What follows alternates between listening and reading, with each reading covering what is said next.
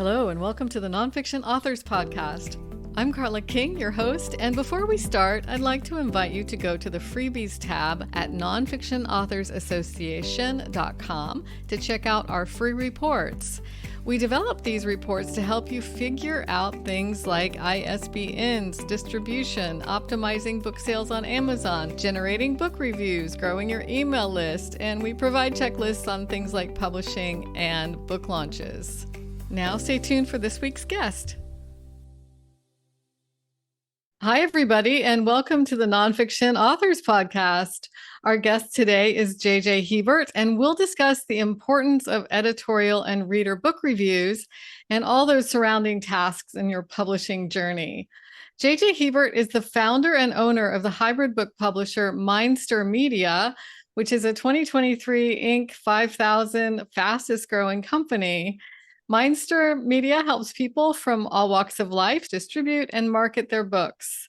They're partnered with Shark Tank's Kevin Harrington and Mariel Hemingway, the granddaughter of Ernest Hemingway.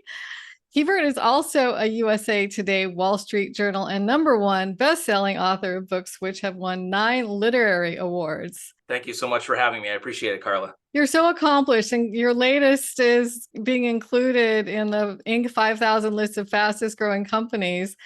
Congratulations. How does that feel? It feels great. Yeah, it's about 14 years in the works. So we finally made it. I think most of the companies on there are startups. They've only been around for a handful of years. To be growing 14 years in, I think is a testament to all the hard work we put in and the fact that publishing is still growing. I think there's a misconception out there that publishing might be in a decline, but we're seeing that there's a big market for people to share their books and to reach an audience. Exactly. I think what's been failing is the traditional method of publishing. So the hybrid model and the self model is on the rise for sure. I agree. Yeah, traditional publishing, I think for the longest time was the first option for most. Self-publishing was a backup option. And I think I even fell victim to that early on. I was trying to find an agent. This was like in the early 2000s. And I thought traditional publishing was the only way to go. But now with all the self-publishing success stories, it's a much more accepted option. And I would say it's a viable option now in 2023 versus what it used to be. Absolutely. And that is for the professional self-publishers among us who hire out the good help, not the people who throw up a book and get 200 copies sold to their friends and family. So we're talking about the self-publisher who's a professional, who hires the right people, and who follows the traditional publishing flow because they really have defined the flow that is necessary. So we'll talk about that. We're going to talk about reviews and their place in this process. But first, let's define what kind of reviews there are. Can you talk about editorial and trade reviews versus reader and customer reviews to start? So editorial and trade reviews, I would probably point toward magazines or publications that specialize in reviewing books or covering books. So Kirkus Review, Publishers Weekly, those are a couple known options that the average person knows about. So basically, those are professional reviews or professional critiqued reviews that authors will add to their sell sheet or their marketing materials on their website or whatnot. It's really a helpful way to sell to book buyers, like bookstores and libraries and library journals, another option for editorial or trade reviews. So these librarians and book buyers at bookstores, they're looking for not just customer reviews, which can be helpful, but mainly for professional reviews because they trust certain publications to tell them what's good and what isn't. If you get a positive review from Kirkus or Library Journal or any of these major trade publications, that can do wonders for your book sales in terms of bulk sales to bookstores and libraries. As far as customer reviews, you can think of it in terms of Amazon reviews. Amazon product reviews is a great example. That's usually where everyone starts, is Amazon. John Doe will buy your book through Amazon, will hopefully enjoy the book, and then write a review on Amazon. So that would be a customer review. Also, obviously, Barnes & Noble has their own website and has their own review interface. And then places like Goodreads.com, which is a social network that Amazon owns, there's a review option there too. So those would be considered customer reviews. Mm-hmm.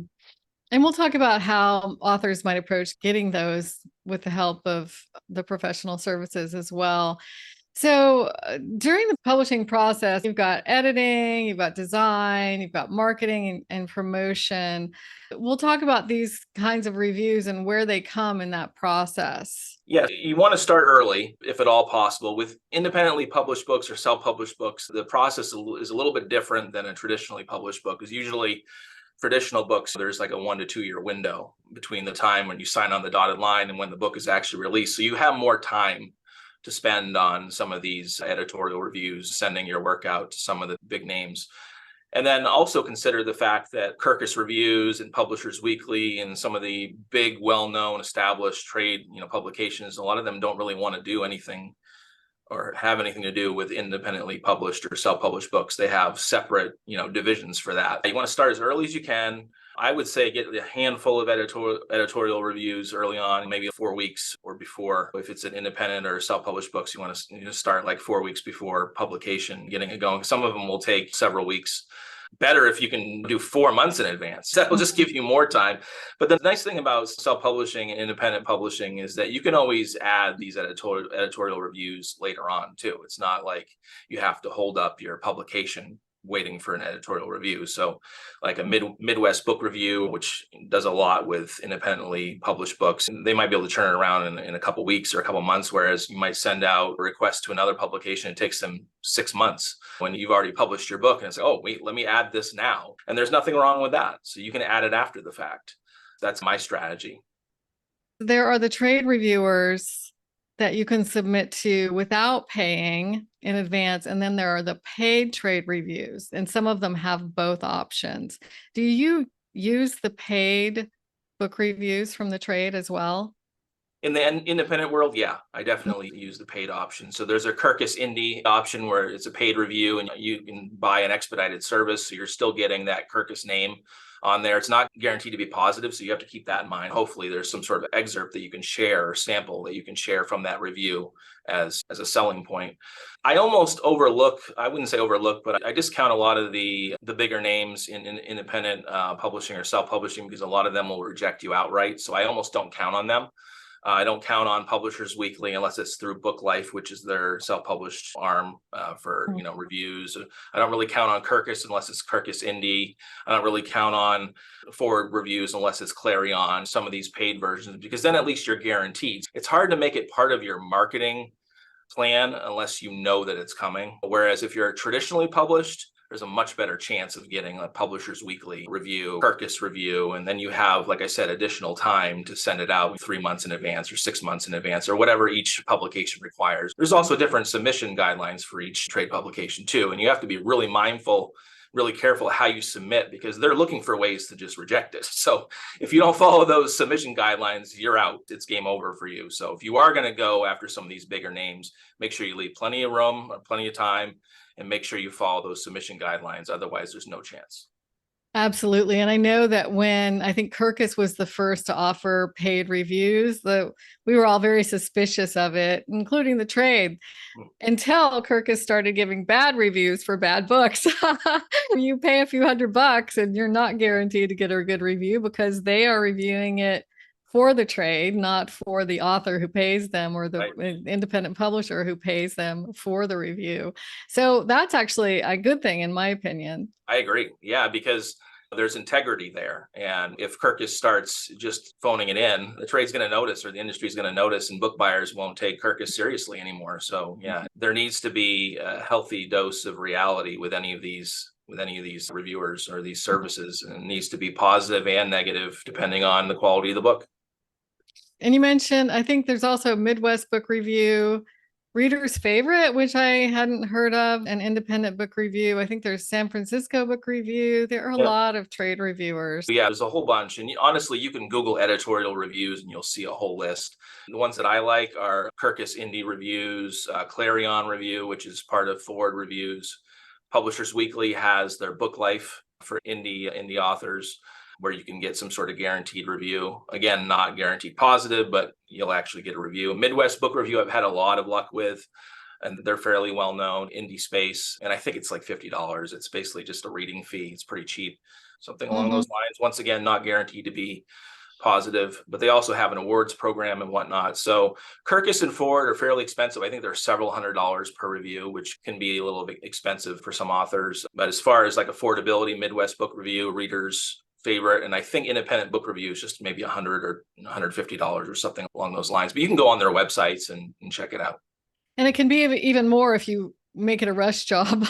Yeah, if you're waiting too long and you Mhm. only have a 2 or 3 week window, then yeah, there's usually expedited options, but you'd rather not pay for those if you don't have to. So And why is it important to have trade reviews coming out of the gate when you publish? I think it's important if you're looking to get any sort of brick and mortar sales or sales through bookstores, independent bookstores in general, because like I said earlier, a lot of these book buyers and librarians are looking to these trade publications to find new books that are positively reviewed and from up and coming authors. And so they really do lean on those trade publications for products to buy and sell.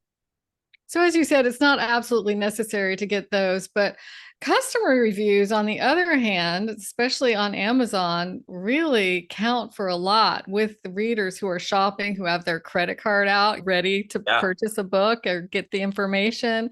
So, how does one get customer reviews in advance?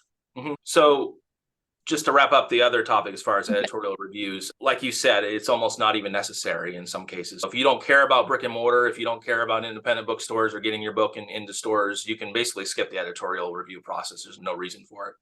But as far as customer reviews, there's several items or several platforms that I like to use to garner Amazon reviews in particular. And we mention Amazon a lot because Amazon is the king retail for books. And so if your book isn't on Amazon, it's basically not available in the publishing world, unfortunately.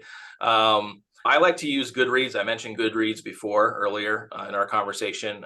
Goodreads has a free author program that they provide. Goodreads actually started off as an independent company early on in their life or in their inception, and Amazon saw what they were doing. Goodreads is basically like Facebook, only it's geared specifically toward book lovers. So you can imagine the value there as an author. So they offer this free author program that you can join, and part of that includes a giveaway program. And that is a paid option. I think it's a couple $100s. So what they'll do is there's millions of people on Goodreads. They'll run a giveaway for you. You can indicate how many copies you want to give away, whether it's print or ebook, and people can enter into that giveaway to win a free copy or a free download. And in exchange, most of these winners will post reviews on Goodreads and then also Amazon. And the nice part too is that Goodreads has, because it's a community of book lovers, a lot of these community members also have their own book blogs or book shows or whatever. And so you can really leverage Goodreads even beyond the Goodreads website. If you look at a lot of the profiles on Goodreads, you'll see a lot of these people have their own blogs, or the new thing now is influencer marketing. So a lot of these members also have their own channel on YouTube, or maybe they're posting on their social media on Instagram or TikTok or whatnot. So there's a lot of value in Goodreads giveaways. Definitely worth taking a look. So, if I were to do a Goodreads giveaway and I wanted to reach a certain niche of book blogger, is there a way to reach them, or do I just throw my book out and hope my metadata works? Metadata is very important. Obviously, your description is part of that and very important, and your book cover and tagline. But beyond that, yeah, they're going to basically leverage their entire database. And there's a page for giveaways on their website, and people are constantly looking on that giveaways page. And a lot of them are book bloggers. I remember even early on with Unconventional, this was 9 when it was published, but I was really getting into Goodreads giveaways probably 2011 or 12. I remember sending out the winning copies and then following up, because you'll have the contact information. So you can follow up with obviously the winning copy, but also a cover letter. And you can introduce yourself and make it personalized and sign each copy. And I remember getting emails back from some of these winners telling me they have book blogs and they wanted to have me on the blog, or they wanted to do this for me or that for me because they really enjoyed it. So it's not just a faceless transaction. Like, you can build relationships through Goodreads Mhm. giveaways as well. And they probably have podcasts now these days. Yeah, podcasting obviously is big, and that is hence the podcast that we're on now. But yeah, podcasting, and then TikTok is exploding. Book Talk is huge on TikTok. So a lot of the book bloggers, they also have a TikTok account where they're pumping up the books that they want to sell. A lot of them have their own Amazon affiliate account too, so they get a piece of the pie. So there's an incentive there for them to sell copies of your book, because they'll have their own affiliate link to your book on their website or on their TikTok or wherever they're posting it. Great. And so for the Goodreads giveaway, does the author send these out in advance or once the book is published? Usually you want to wait until the book is available on Amazon, because you'll have to claim your author profile, or you'll have to claim your book on Amazon and on Goodreads. So it's not really an advance option. I would say it's probably the first couple weeks you'd want to get going on this. As far as advanced options, I would recommend netgalley.com. A lot of professional publishers and authors will use NetGalley, and that's more of an advanced option to get reviews. So basically you're uploading your galley or PDF, and it's encrypted so people can't just share it freely. Obviously there's a fee there, but it's basically an outreach program to reviewers, so people can download your book and then review it. And then once they do that, they can download more books and review those. And so it's a nice process. NetGalley, not sure what the pricing is right now. They seem to be changing it over the past couple of years. I don't know if you're aware of the pricing. Yeah, I am. There's a few ways to get a discount. It's expensive. IBPA, if you're a member, they have a discount, but the best discount is through Books Go Social. Honestly, it's the way to get there. I think for $100, you can get into NetGalley, which is awesome. Yeah. So NetGalley, I can't speak highly enough about NetGalley. If you want early reviews. Also, there's a website called Library Thing, which is a less popular version of Goodreads, and they have an early reviewers program that's similar to NetGalley.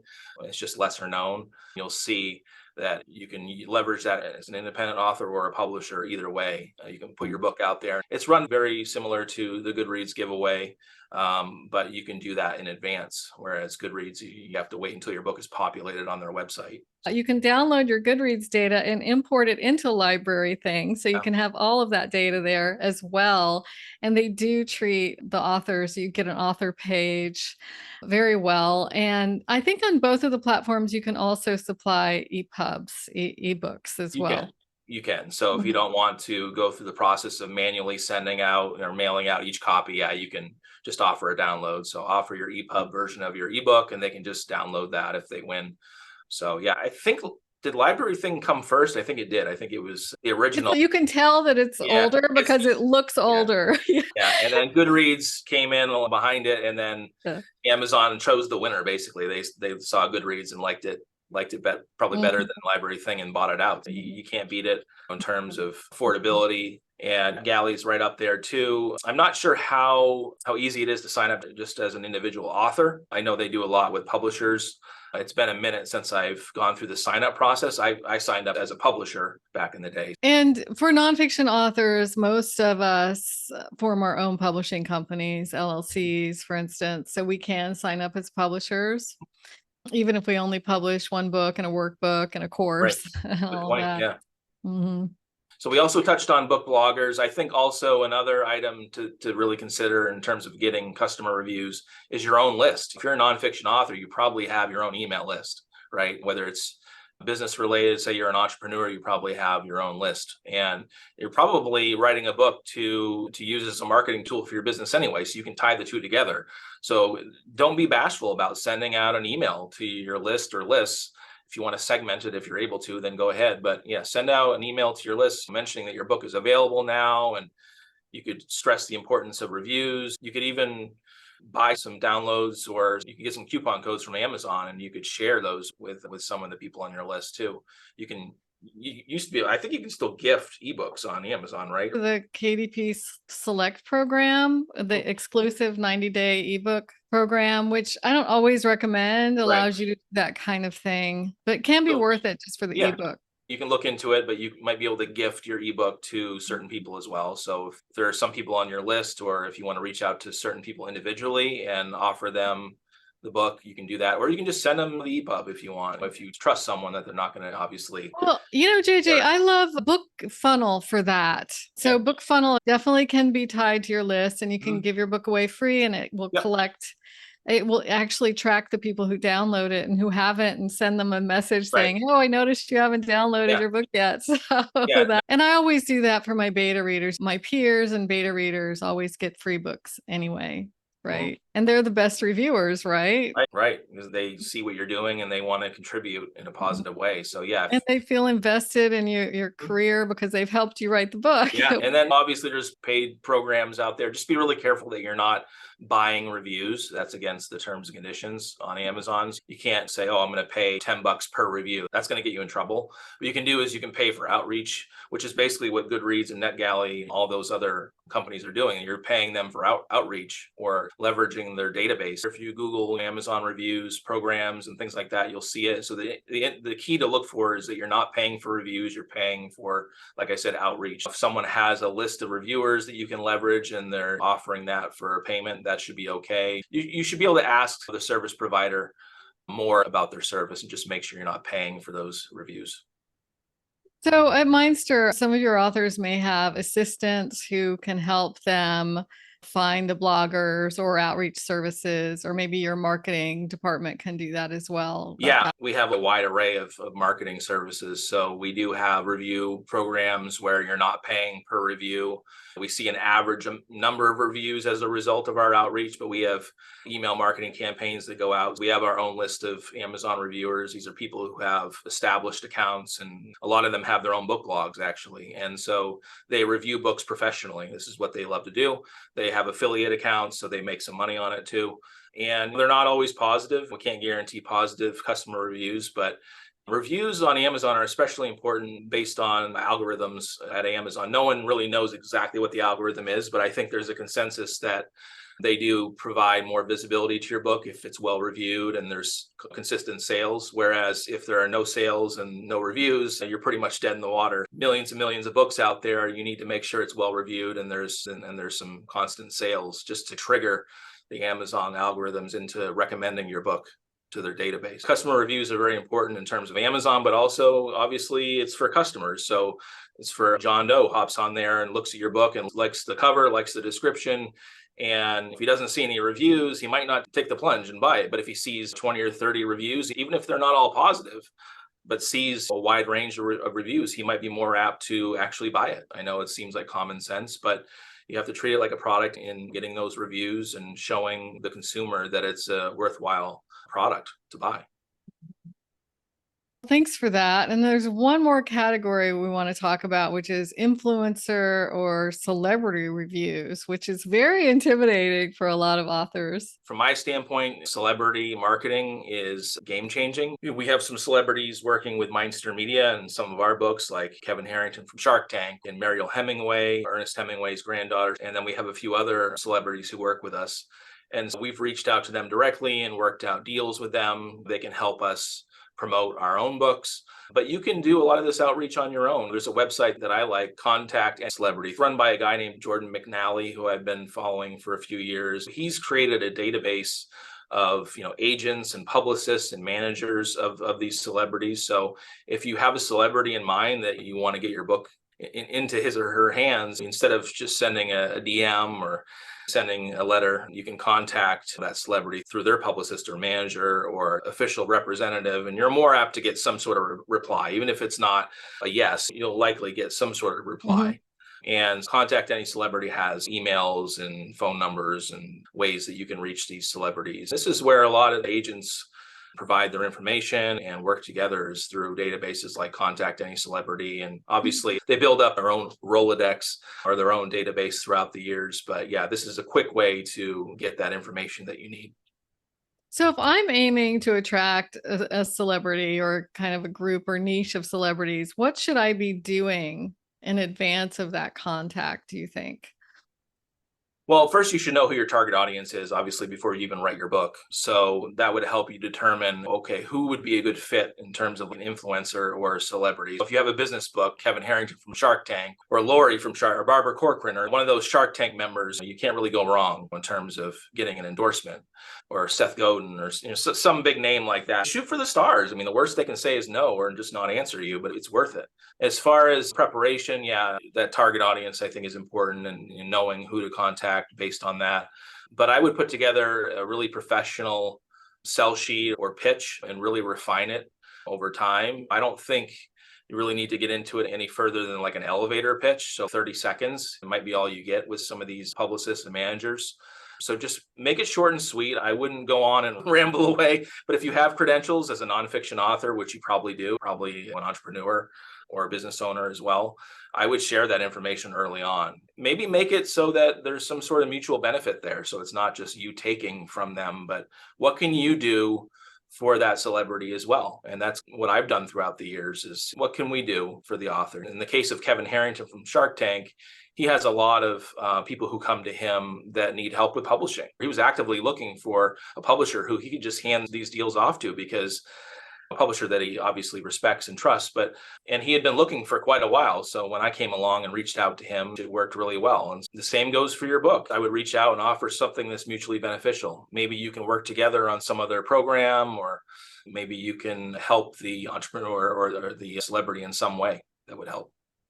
Interesting. I was just thinking about memoirists as well, who might be writing on a certain niche or maybe a cause that also the celebrity is involved with the same cause, for instance. Exactly. A lot of celebrities are involved with causes or charities. So that's a great angle to use. Again, try not to just be a taker, try to be a giver as well. So it's a mutually beneficial relationship. So you're not just reaching out, asking them for something. I know people like Jack Canfield and some of those bigger name authors, they're very open to helping new authors. Quite a few of my authors have reached out to him and receive positive replies. You might look at the name and, like you said, you might be intimidated by it. But if someone has a gracious heart and wants to help other authors, you'd be surprised. Obviously, contacting someone like Oprah, that's a shot in the dark. It's inundated, so I wouldn't focus on someone like that. But you can try if you want. But I think I would try for some of the tier below. I think I would focus on. And somebody that you have a real niche connection with, right? They're out there. But it does make my heart beat a little faster just even thinking about it. But imagine if they say yes, and you'll never know unless you try, right? It's very cliche to say that, but it's true. I mean, you have to take your shot. All great advice. And we're out of time. I wish I could talk to you for another half an hour. So just to wrap up, what else should nonfiction authors know about reviews, about Mindster Media, about you? Yeah, I would reach out. If you're looking for help, go to mindstermedia.com. That's our official website. You can sign up for a consultation there.